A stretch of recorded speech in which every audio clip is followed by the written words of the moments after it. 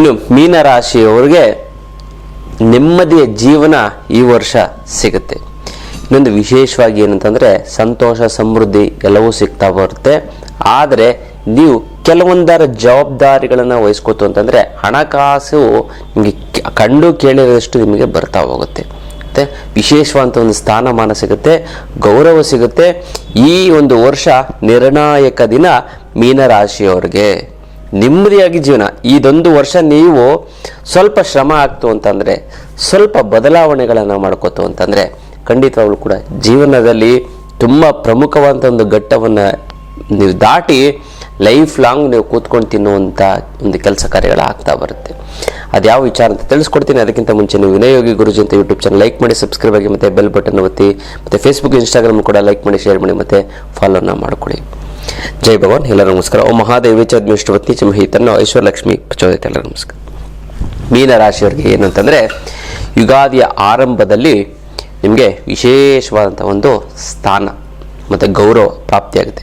ದುಡ್ಡು ಬರುತ್ತೆ, ಇನ್ಕಮ್ ಬರುತ್ತೆ ಅಲ್ಲ. ಇನ್ನೊಂದೇನು ಅಂತಂದರೆ ಒಂದು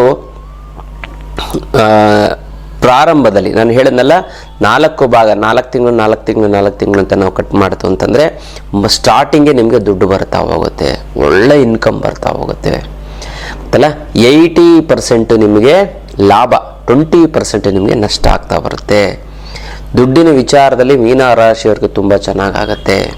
ಆದರೆ ಒಂದು ಸಮಸ್ಯೆ ಏನಾಗುತ್ತೆ ಅಂತಂದರೆ ನೀವು ಯಾವುದಕ್ಕೋ ಒಂದು ಇನ್ವೆಸ್ಟ್ಮೆಂಟ್ ಮಾಡಿಬಿಡ್ತೀರಾ, ಅದು ನಿಮಗೆ ಅವಶ್ಯಕತೆನೇ ಇರೋದಿಲ್ಲ. ಅದಕ್ಕೆ ನೀವು ಇನ್ವೆಸ್ಟ್ಮೆಂಟ್ ಮಾಡಿ ತುಂಬ ತೊಂದರೆಗೆ ಸಿಕ್ಕಾಕೋತೀರಾ. ದುಡ್ಡು ಬರುತ್ತೆ, ಬಟ್ ಯಾವುದಕ್ಕೋ ಇನ್ವೆಸ್ಟ್ಮೆಂಟ್ ಮಾಡಿ ನಿಮಗೆ ದುಡ್ಡೇ ಬರದಂಗೆ ಮಾಡ್ಕೊಳ್ಳೋವಂಥ ಒಂದು ಚಾನ್ಸಸ್ ಇದೆ. ಅದಕ್ಕೋಸ್ಕರ ನೀವು ಏನು ಮಾಡಬೇಕು ಅಂತಂದರೆ ಲಕ್ಷ್ಮಿ ಆರಾಧನೆ ಮಾಡಿ. ಜೊತೆಗೆ ದುಡ್ಡು ಕಳ್ಕೋತಾರೆ. ಯಾವಾಗ ಅಂತಂದರೆ ಇನ್ನು ವರ್ಷ ಇನ್ನೇನು ಒಂದು 7-8 ತಿಂಗಳು, ಫಸ್ಟ್ 4 ತಿಂಗಳು ತುಂಬ ದುಡ್ಡು ಬರುತ್ತೆ. 9ನೇ ತಿಂಗಳು 10ನೇ ತಿಂಗಳಲ್ಲಿ ನಿಮಗೆ ದುಡ್ಡು ಕಳ್ಕೊತೀರ ಅಂತಂದರೆ ಯಾವುದಕ್ಕೆ ನೀವು ಸೈಟ್ ಮೇಲೆ ಇನ್ವೆಸ್ಟ್ಮೆಂಟ್ ಮಾಡ್ಬಿಡ್ತೀರ ಅನ್ಕೊಳ್ಳಿ. ಎಕ್ಸಾಂಪಲ್ 1 ಕೋಟಿ ತೊಗೊಂಡು ಅದು 10 ವರ್ಷ ಆದರೂ ಬರೀ 1 ಕೋಟಿ ಇರುತ್ತೆ, ಏನು ಪ್ರಯೋಜನ ಆಗಲ್ಲ. ಅದೇ ನೀವು ಬೇರೆ ಕಡೆ ಆಗ್ತು ಅಂದರೆ 5 ಕೋಟಿ 6 ಕೋಟಿ ಆಗುತ್ತೆ. ಈ ರೀತಿ ನಿಮಗೆ ಕಂಡು ಬರುತ್ತೆ.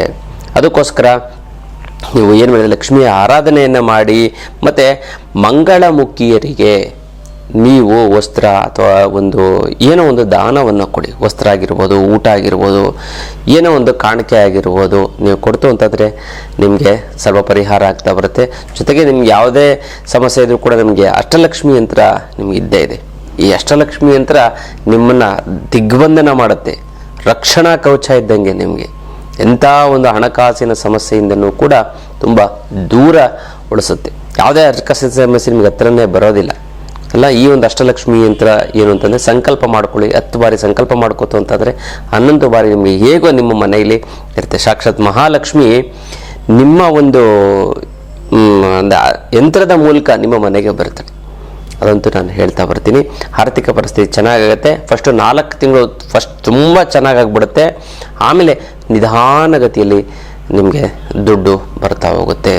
ಜೊತೆಗೆ ನೀವು ಏನು ಮಾಡಬೇಕು ಮೇಯ್ನಾಗಿ ಅಂತಂದರೆ, ಈ ಸರಿ ಉದ್ಯೋಗದಲ್ಲಿ ಏನಂತಂದರೆ ತುಂಬ ಟೈಮ್ ವೇಸ್ಟ್ ಆಗುತ್ತೆ.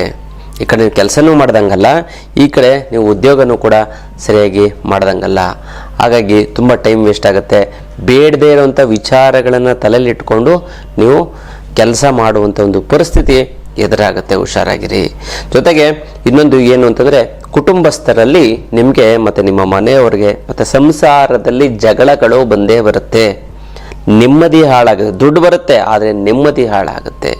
ಈ ವರ್ಷ ಆ ಥರ ಇದೆ ಅಲ್ಲ. ಹೆಂಗೆ ಅಂತಂದರೆ 20 ದಿನ ನಿಮಗೆ ಒಂದು ತಿಂಗಳಲ್ಲಿ 20 ದಿನ ಜಗಳ ಆಡ್ತಾರೆ. ಜಗಳ ಅಂದರೆ ಏನು ಹೊಡೆದಾಡ ಪಡ್ತಾಟಲ್ಲ, ಮನಸ್ತಾಪಗಳು, ಒಂದು ಅಂಡರ್ಸ್ಟ್ಯಾಂಡಿಂಗ್ ಇರಲ್ಲ, ಮತ್ತು ಖುಷಿ ಇರಲ್ಲ ಜೀವನದಲ್ಲಿ. ಈ ಥರದ್ದೊಂದು ಆಗುತ್ತೆ. ಮಿಕ್ಕಿದ್ದು ಒಂದು 10 ದಿನ ಸ್ವಲ್ಪ ನಿರಾಳವತೆ ಇರುತ್ತೆ. ಆದರೂ ಕೂಡ ಸ್ವಲ್ಪ ಜಗಳ ಮನಸ್ತಾಪಗಳು ಇದ್ದಿದ್ದೆ.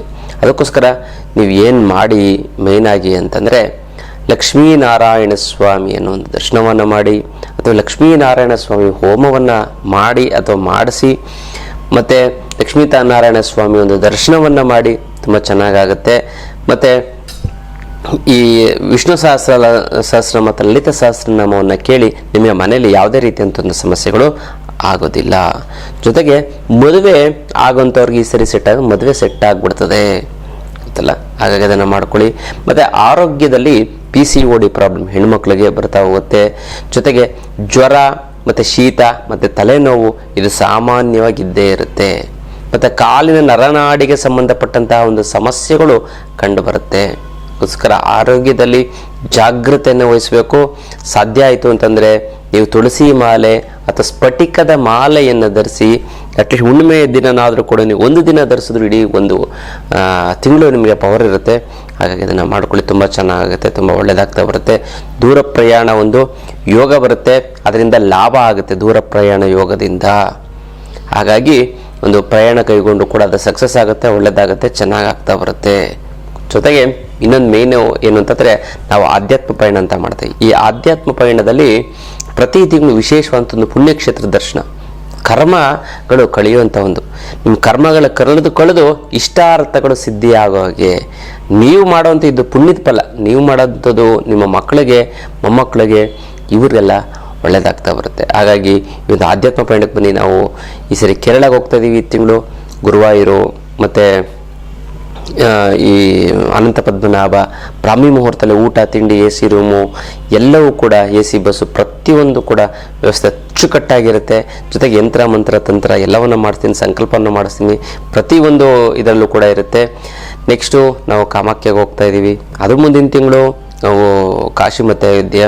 ಅದರ ಮುಂದಿನ ತಿಂಗಳು ನಾವು ವಿಶೇಷವಾಗಿ ಎಲ್ಲಿಗಿರ್ತೀವಿ ಅಂತಂದರೆ ಪುರಿ ಜಗನ್ನಾಥ್. ಅದ್ರ ಮುಂದಿನ ತಿಂಗಳು ಮತ್ತೆ ಈ ಒಂದು ಕೇರಳ ಈ ಥರದ್ದೊಂದು ಆಗ್ತಾ ಬರುತ್ತೆ.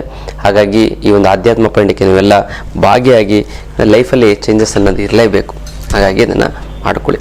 ಇನ್ನೊಂದು ಪ್ರಮುಖವಾದಂಥ ಒಂದು ಎಚ್ಚರಿಕೆ, ಈ ಸರಿ ಯಾರು ಗೊತ್ತಾ ನಿಮಗೆ ದೊಡ್ಡ ಶತ್ರುಗಳು ಅಂತಂದರೆ ಅಕ್ಕಪಕ್ಕದವರೇ ನಿಮಗೆ ದೊಡ್ಡ ಶತ್ರುಗಳು, ತಿಳ್ಕೊಳ್ಳಿ.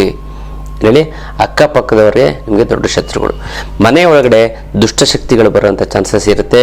ಕಣ್ಣು ದೃಷ್ಟಿ ಜಾಸ್ತಿ ಆಗ್ತಾ ಬರುತ್ತೆ. ಅದಕ್ಕೆ ಸ್ವಸ್ತಿಕ್ಕನ್ನು ನೀವು ಮನೆಯಲ್ಲಿ ಅಳವಡಿಸಿ, ತುಂಬ ಚೆನ್ನಾಗುತ್ತೆ. ಮತ್ತು ಇನ್ನೊಂದೇನಂತ ಕರಂಗಾಳಿ ಮಾಲೆಯನ್ನು ಧರಿಸಿ. ನೀವು ಹೆಸರು, ನೇಮು, ಫೇಮು ಎಲ್ಲ ಪಡ್ಕೋಬೇಕು ಅಂತಂದರೆ ಕರಂಗಾಳಿ ಮಾಲೆಯನ್ನು ಧರಿಸಿ. ಮತ್ತು ವ್ಯಾಪಾರಸ್ಥರಾಗಿತ್ತಂದರೆ ಮರ್ಕ್ಯುರಿ ಲಕ್ಷ್ಮಿಯನ್ನು ನೀವು ಈ ಗಲ್ಲಾಪೆಟ್ಟಿಗೆಯಲ್ಲಿ ಇಡಿ, ತುಂಬ ಚೆನ್ನಾಗುತ್ತೆ, ಒಳ್ಳೆಯದಾಗ್ತಾ ಬರುತ್ತೆ. ಇನ್ನೊಂದು ವಿಶೇಷವಂತ ಗುರುವಾರದ ದಿನ ನೀವು ರಾಯರ ದರ್ಶನ ಮತ್ತು ಸಾಯಿಬಾಬರ ಒಂದು ದರ್ಶನವನ್ನು ಮಾಡ್ಕೊಳ್ಳಿ, ತುಂಬ ಚೆನ್ನಾಗಾಗತ್ತೆ. ಮತ್ತು ನೀವು 3 ಶುಭ ಸಂಖ್ಯೆ ಈ ವರ್ಷ, ಮತ್ತು ಲಂ ಬೀಜ ಮಂತ್ರವನ್ನು ಜಪ ಮಾಡಿ, ಲಂ ಲಂ ಲಂ ಲಂ ಅಂತ, ತುಂಬ ಚೆನ್ನಾಗುತ್ತೆ. ಮತ್ತು ನೈಋತ್ಯ ದಿಕ್ಕು ತುಂಬ ಒಳ್ಳೆಯ ದಿಕ್ಕು. ಮತ್ತು 4